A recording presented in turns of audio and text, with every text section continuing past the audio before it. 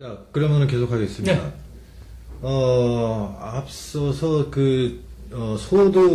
국민들의 소득을 재분배해가지고 말하자면 평등을 완화하고 이러는 것이 당연한 것처럼 말씀하셨는데, 그 많은 사람들은 아까 조세 기반에서 이제 복지제도를 확충하고 국가가 이러는 것에 대해서 이제 저항이 있다고 말씀하셨는데, 지금 그런 것도 하나의 커다란 쟁점 아닌가요? 국민적인 차원에서 보면. 소득재분배 왜 해야 됩니까? 왜? 그거에 대해서 국민들이 납득 안 하는 경우도 꽤 있을 것 같은데. 소득재분배의 쟁점 아닌가요? 기본적인 원리는 사실은 헌법 정신을 얼만큼 제대로 구현하느냐. 헌법 정신이라는 것은 결국은 모든 국민은 법 앞에 평등하고, 그다음 행복할 권리를 가지고 있고, 그것이 이제 근대 헌법 정신의 굉장히 중요한 핵심적인 요소죠. 그런 점에서 나이가 많거나 적거나, 남성이거나 여성이거나, 그것이 유색인종이거나 아니면 어떤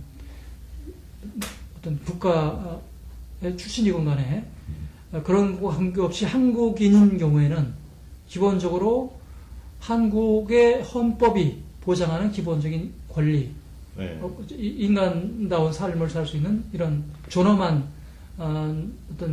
존재로서 살아갈 수 있는 조건을 국가로부터 요구하고, 국가는 그것을 책임지고 보장해야 될 의무가 사실은 헌법에 부여되는 정신이죠. 네. 그런 점에서는 이제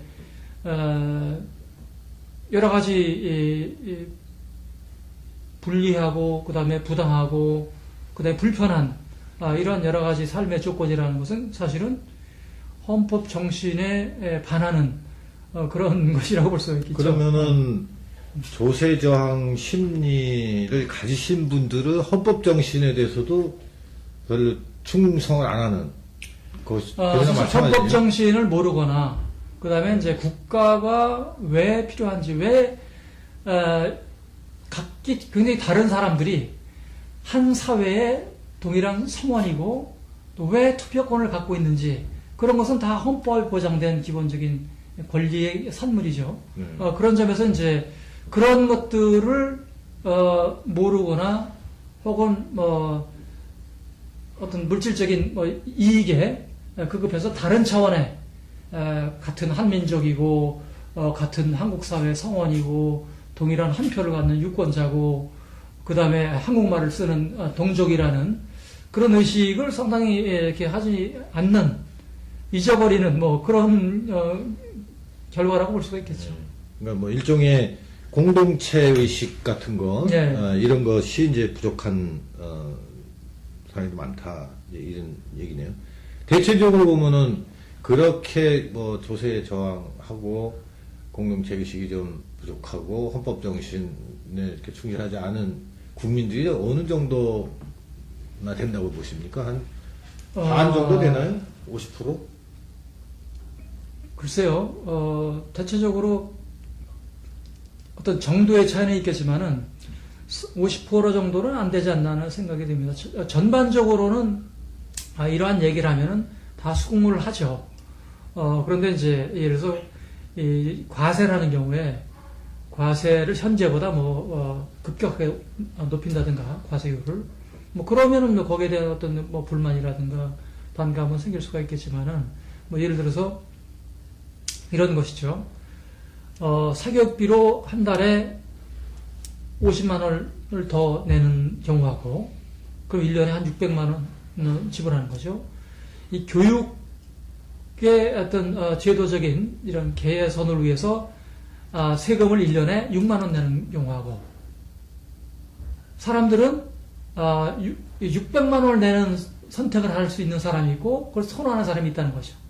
그거는 바로 이제 그 세금의 효과가 자기에게, 투자의 효과가 자기에게 돌아오기 때문에. 그런데 세금을 6만 원 적게 내지만은 그 효과가 자기에게만 안 오고 다른 사람에게도 간다. 그러면 그런 것에 대해서 이제 조금 이렇게 불만을 갖거나, 자기만의 어떤 다른 사람이 못 갖는 교육 기회의 어떤 활용이라든가 혜택을 생각하는 사람들의 입장에서는 사실은 돈을 더 내는 600만 원의 그 교육비를 지출하는 그런 선택을 할 가능성이 있거든요. 그래서 중요한 것은 적게 세금의 형태로 약간의 세금을 내더라도 그것이 대부분의 사람들에게 이것이 긍정적인 효과라구나, 이런 변화가 세금을 조금 더 내므로써 가능하구나 하는 것들을 체험할 수 있는 기회가 별로 없었죠, 사실은. 이제 그런 점에서 이제 그런 것이 복지 제도를 통해서 그런 긍정적인, 그리고 어떻게 공동체적인 그런 경험을 할 수 있는 그런 것이 이제 가능하다고 볼 수도 있겠죠. 그러면 그런 그 일종의 그 갭이 있는 거라고 볼 수 있을 텐데요, 그죠? 그러니까 이제 우리 사회가 이제 불평등이 심하다, 뭐 요새 양극화 심하다, 또 복지가 필요하다, 네. 이런 식으로 이제 생각하는 사람들이 많이 있는데, 실제로 이제 이것을 이제 그 세금을 올려가지고 그 조세 기반으로 복지 제도를 확충을 하고 이러는 거에 대해서는 또 이제 망설이거나 저항을 하거나 이런 사람들이 많단 말이죠. 그러면 이 문턱, 이 갭을 어떻게 하면 이걸 그 줄이거나 극복을 할 수 있겠습니까? 사실은 이제 이것은 굉장히 개인적인 차원에서 접근할 것이 아니라 장기적으로 한국 사회가 어떻게 변하고 있는가. 지금 당장 이제 복지와 관련해서 가장 현실적으로 나타나는 현상은 두 가지죠. 하나는 저출산, 또 하나는 고령화, 그리고 노인 빈곤. 이것이 이제 핵심적인 문제인데요. 저출산이 저출산은 보육이라든가 타가라든가 출산과 관련된 여러 가지 복지제도가 안 돼 있기 때문에 가능한 한 그래서 애를 안 낳는다. 그렇죠. 네. 사실 지금 직장에 다니고 결혼했는데 뭐 보육과 관련해서 출산과 관련해서 아무런 대책이 없다. 네. 그러면은 뭐 애를 낳을 가능성이 거의 없는 거죠. 네. 그리고 또 그리고 예, 고령화 문제인데요. 지금 고령화 속도가 한국이 세계에서 가장 빠른 속도로 고령화가 이루어지고 있죠. 네. 농촌이 특히 심하죠. 농촌도 심하고 그 다음에 전체적으로도 고령화 속도가 뭐 일본의 한 3배 정도가 되고요. 프랑스의 한 8배 정도. 굉장히 빠른 속도로 고령화가 추진되고 있는데, 문제는 옛날에는 뭐 이 오복 중에 장수가 오복 중에 하나인데, 이제는 오래 산다는 것 자체가 굉장한 복이 아니라 네. 불행일 수도 있는. 네. 왜냐하면 현재 65세 이상의 고령인구 중에서 3분의 1이 빈곤층이라는 얘기죠.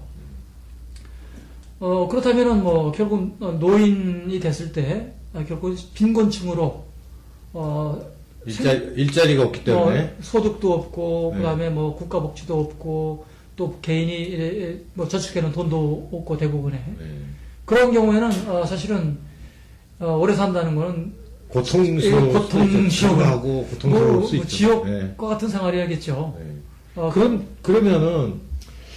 그러면 이제 그 일자리 얘기가 잠깐 나왔는데, 결국 보면은 특히 이제 그 노인들 문제는 그 일자리 소득 이런 또 복지 수요가 늘어나는 문제 이런 거하고 연결이 된단 말이죠. 그래서 네. 아까 이제 그 우리나라에서 복지 관련된 쟁점들 얘기를 좀 했었는데, 제가 알기로는 이제 그 상당히 많은 분들이 계속 경제 성장을 해야 일자리가 만들어진다, 이렇게 이제 보는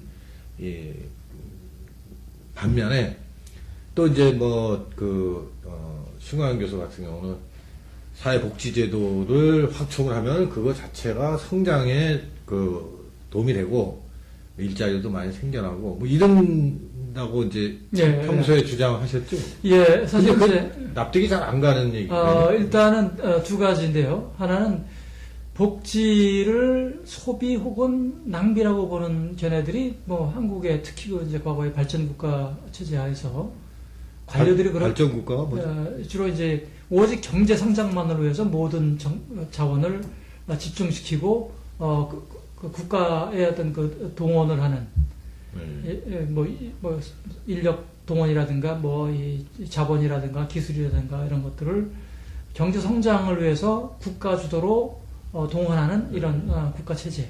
그러니까 성장 중심 국가. 그렇죠. 이런 식이군요. 성장을 가장 중요한 목표로 제1의 하는 가치로 보는 국가를 발전국가라고 하는데요. 발전국가 체제하에서 보통 관료들이 갖고 있는 생각이 그렇습니다. 복지라면 그건 낭비다. 그런데 그거는 사실은 발전국가 관료들뿐만 아니라 소위 말하는 신자유주의를 내세우는 그런 이론가들의 이론에도 그런 것이 있죠. 그래서 복지를 할 것이냐, 복지 지출을 줄이고 그것을 투자할 것이냐. 투자라면 일자리가 늘어나는데, 그래서 복지를 줄이고 투자를 늘려서 일자리를 늘려야 된다라는 것이 이제 그런 것이죠. 그럴 것 같은데요? 근데 이제 그거는 굉장히 이제 어떤 경제 전체를 종합적으로 보지 않고, 그 다음에 이제 주로 이 투자가 어디 이루어지고, 그래서 당장 일자리가 어떻게 만들어지는가, 그것만 보는 거죠. 예를 들어서, 복지는, 일자리를 만들죠. 복지 제도가 만들어지면은 대표적인 게 뭐 복지 어떤 행정을 것들이- 담당하는 일자리가 만들어질 것이고, 그다음에 복지 서비스를 흔히 얘기하는 복지 전달 체계라고 하죠. 복지 서비스를 담당하는 서비스 담당자들이 또 늘어나요. 그리고 이제 그런 복지 서비스 혜택을 받으면은 한국처럼 이제 특히 그 여성 고학력자들이 뭐 취업을 못하고 특히 취업했다가도 이제 아이를 낳게 되면 다시 이제 집으로 돌아오는 그런 여성들이 경제 활동에 참여할 수 있는 기회가 생긴다는 거죠. 그래서 고학력 여성들, 특히 한국처럼 고학력 수준이 높고 하는 그런 사회에서 고학력 여성들이 다 집에 있는 경우에 결국은 사회적으로는 엄청난 낭비라는 거죠. 교육 투자를 해서 많은 돈을 사회적으로 퍼붓고 있는데 나중에는 전부 집에 와서 애 보고 있다. 자기의 전문적인 아니 애도 잘 기를 거 아닙니까?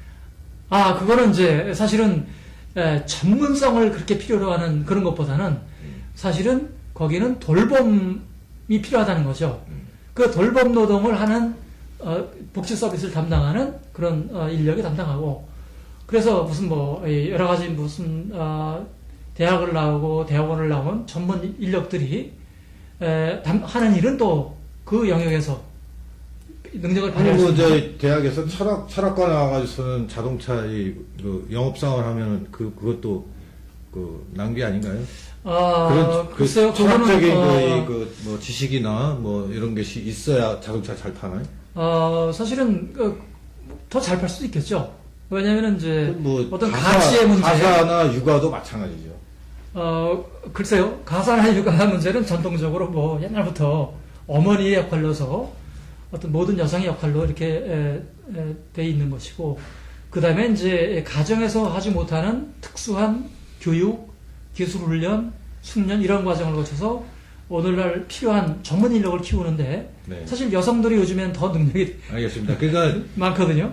이제 그렇게 공공 서비스 부문을 늘리면은 일자리가 많이 창출되고 이 사람들이 소득이 생기고 일을 하고 소득이 생기니까 소비가 촉진되고 경제가 활성화되고 성장이 된다. 이런 말씀이시죠? 네, 맞습니다. 알겠습니다. 그러면 좀 쉬었다가 계속하도록 하겠습니다. 예.